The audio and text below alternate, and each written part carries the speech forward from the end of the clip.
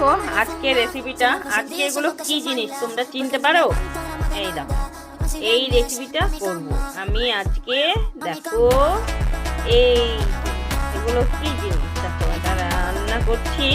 তো আমি বলবো না, তোমরা অবশ্যই কমেন্ট করে জানিও যে এটা কি জিনিস। হ্যাঁ, এই দেখো, অবশ্যই তোমরা চিনতে পারছো। এখন আমি এই যে জিরা,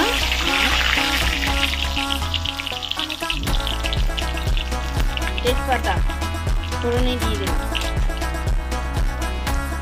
দেখো এখন জিরা তেজপাতা ভাজা হয়ে গেছে।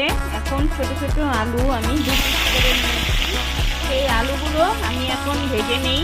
আজকে রান্না, তোমরা তো জানো আমি একটা ছোটখাটো কাপড়ের বিজনেস করি। পয়লা বৈশাখের জন্য এখন একটু